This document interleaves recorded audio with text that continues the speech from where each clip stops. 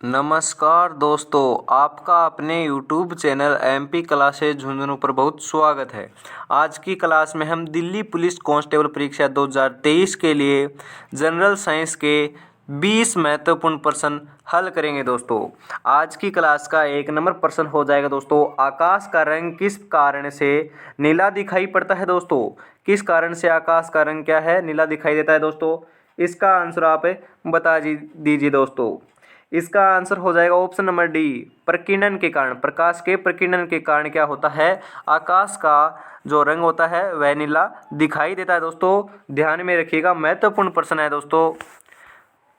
62 number प्रश्न हो जाएगा दोस्तों, वायुमंडल में प्रकाश के विसरण का कारण है दोस्तों। महत्वपूर्ण प्रश्न है दोस्तों, सभी के सभी तो ध्यान में रखना, लास्ट तक क्लास जरूर देखिएगा दोस्तों।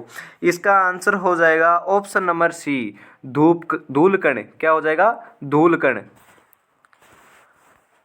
63 नंबर प्रश्न हो जाएगा, किस रंग के प्रकाश का अपवर्तनांक सबसे कम होता है दोस्तों। इनमें से सब ये पदार्थ जो रंग दिए हुए हैं, कलर दिए हुए हैं, इनका जो अपवर्तनांक सबसे कम कौन से कलर का होगा दोस्तों। इसका आंसर आप बता दीजिए।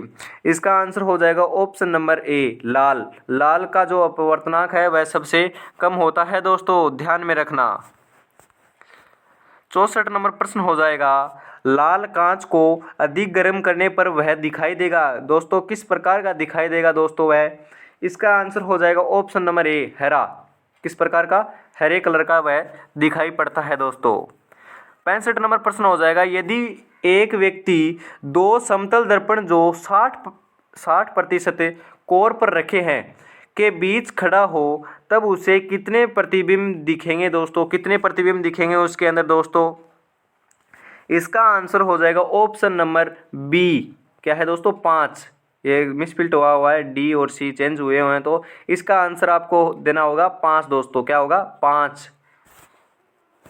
66 नंबर प्रश्न आपकी स्क्रीन के ऊपर है दोस्तों, इंद्रधनुष का निर्माण कैसे होता है दोस्तों। इंद्रधनुष का निर्माण कैसे होता है दोस्तों। इसका आंसर हो जाएगा ऑप्शन नंबर सी, अपवर्तन और ऑप्शन नंबर सी, अपवर्तन तथा प्रकाश के पूर्ण आंतरिक परावर्तन से क्या होता है, इंद्रधनुष का निर्माण होता है दोस्तों। 67 नंबर प्रश्न हो जाएगा, 1.5 मीटर लंबे व्यक्ति को अपना पूर्ण प्रतिबिंब देखने के लिए आवश्यक दर्पण की न्यूनतम लंबाई होगी दोस्तों। महत्वपूर्ण प्रश्न है, इंपॉर्टेंट लगा लीजिए। यदि 1.5 मीटर का एक व्यक्ति है तो उसको अपना पूर्ण प्रतिबिंब दर्पण के अंदर देखना है, तो दर्पण की जो न्यूनतम जो लंबाई है वह कितनी होनी चाहिए दोस्तों। तो इसका आंसर हो जाएगा ऑप्शन नंबर बी, 0.75 मीटर उसकी लंबाई होनी चाहिए। किसकी, दर्पण की लंबाई होनी चाहिए दोस्तों। उससे आधी होनी चाहिए दोस्तों, चाहे 5 मीटर का है तो 2.5 मीटर होनी चाहिए, तो आधी होनी चाहिए। ध्यान रखना दोस्तों, आधी कर देना यदि आपको कितने में मीटर दिया हुआ आए। 68 नंबर प्रश्न हो जाएगा, दूर की वस्तुओं का निरीक्षण करने के लिए किस प्रकाशिक यंत्र का उपयोग किया जाता है दोस्तों। इसका आंसर हो जाएगा ऑप्शन नंबर डी, दूरदर्शी का उपयोग किया जाता है। किसका, दूरदर्शी। सरल सूक्ष्मदर्शी का भी नहीं किया जाता, संयुक्त सूक्ष्मदर्शी का भी नहीं किया जाता, परंतु किसका किया जाता है, दूरदर्शी का किया जाता है दोस्तों। 69 नंबर प्रश्न हो जाएगा, निकट दृष्टि दोष से पीड़ित व्यक्ति के चश्मे में प्रयोग किया जाता है दोस्तों। कौन से प्रकार का लेंस प्रयोग किया जाता है दोस्तों। महत्वपूर्ण प्रश्न है, इंपॉर्टेंट लगा लीजिए दोस्तों।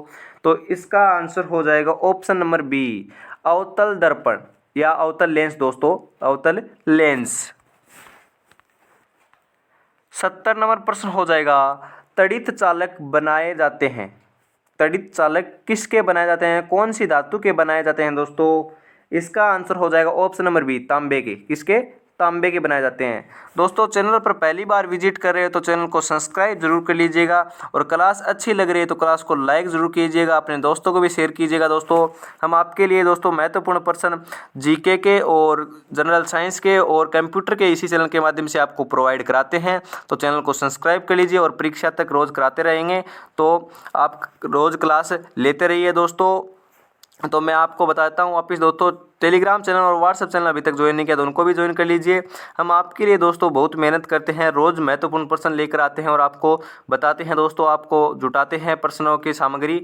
तो आप चैनल को सब्सक्राइब कर लीजिए और क्लास लाइक ज़रूर कीजिएगा दोस्तों। 71 नंबर प्रश्न हो जाएगा, बिजली के बल्ब का फिलामेंट किस तत्व का बना होता है दोस्तों। सबसे इम्पोर्टेंट प्रश्न है दोस्तों, ऐसे प्रश्न कई बार परीक्षा में पूछे भी गए हैं और आगे भी पूछे जाएंगे। तो दोस्तों इसका आंसर आप बता दीजिए दोस्तों। इसका आंसर हो जाएगा ऑप्शन नंबर डी, टंगस्टन। किसका बना होता है दोस्तों, ध्यान में रखना, टंगस्टन का बना होता है दोस्तों। जो बल्ब के अंदर वो बीच के अंदर लगा हुआ होता है दोस्तों, इस प्रकार का वो होता है दोस्तों, वह क्या होता है, टंगस्टन का बना हुआ होता है दोस्तों। 72 नंबर प्रश्न हो जाएगा, निम्नलिखित में से कौन सा पदार्थ विद्युत का सबसे अच्छा चालक है। कौन सा है दोस्तों इनमें से विद्युत का अच्छा चालक, सबसे अच्छा चालक दोस्तों कौन सा है। इसका आंसर हो जाएगा ऑप्शन नंबर ए, चांदी। चांदी क्या है, विद्युत का सबसे अच्छा चालक है दोस्तों। इसके अंदर विद्युत की जो चालकता है वह सबसे अधिक होती है दोस्तों, सबसे तेज होती है। 73 नंबर प्रश्न हो जाएगा, फ्यूज तार की विशेषता होती है दोस्तों। विशेषता, फ्यूज तार जो होता है उसकी विशेषता क्या होती है दोस्तों, बताइए। इसका आंसर हो जाएगा ऑप्शन नंबर सी, उच्च प्रतिरोध तथा निम्न गलनांक। महत्वपूर्ण प्रश्न दोस्तों, उसका प्रतिरोध होता है, जो गलनांक होता है वह निम्न होना चाहिए दोस्तों। यदि आप फ्यूज तार को यूज लेते हो तो आप जो तार होते हैं उस वह ज़्यादा मोटा नहीं होना चाहिए दोस्तों, खास तौर पर ध्यान रखें तो थोड़ा पतला ही होना चाहिए। क्योंकि जो आपके उच्च प्रतिरोध आएगा तो यदि ज़्यादा गलनांक होगा तो वह आपका क्या है, फ्यूज़ उड़ेगा नहीं। हम बोलते हैं ना कि फ्यूज़ उड़ गया, तो वह क्या होता है, निम्न गलनांक का होता है, तो ज़्यादा प्रेशर पड़ने पर वह फ्यूज़ उड़ जाता है। तो आपकी जो आगे की जो सामग्री होती है, आपके मान लो टीवी फ्रिज कोई चल रहे हैं तो उनको कुछ भी नुकसान नहीं होता। यदि आपका जो गलनांक अधिक होगा, जो फ्यूज़ तार का अधिक होगा, मोटा तार होगा, तो आपके जो आगे सामग्री चल रही है उसको हानि पहुंच सकती है। इस कारण जो फ्यूज के तार होते हैं वह निम्न गलनांक के होते हैं दोस्तों, कम पतले होते हैं। तो आपको भी ध्यान में रखना है दोस्तों। 74 नंबर प्रश्न हो जाएगा, बिजली के फ्यूज का तार किससे बना होता है दोस्तों। बिजली का जो फ्यूज होता है, हमने बात की है अभी, वह जो तार होता है वह किस धातु का बना हुआ होता है दोस्तों। इसका आंसर हो जाएगा ऑप्शन नंबर डी, टिन और शीशे की मिश्र धातु से। क्या होता है दोस्तों, टिन और शीशा, जो ये दो धातु हैं इनको मिश्रित करके बनाया जाता है दोस्तों, ध्यान में रखना, टिन और शीशे। 75 नंबर प्रश्न हो जाएगा, एक कार बैटरी में प्रयुक्त विद्युत अपघट्य होता है दोस्तों, किस प्रकार का होता है दोस्तों, कौन सा अमल होता है दोस्तों, बताइए। इसका आंसर हो जाएगा 75 नंबर के अंदर बी, सल्फ्यूरिक अम्ल। क्या हो जाएगा, ऑप्शन नंबर बी, सल्फ्यूरिक अम्ल। 76 नंबर प्रश्न हो जाएगा, शुष्क सेल है। शुष्क सेल क्या है दोस्तों, किस प्रकार का सेल है दोस्तों यह।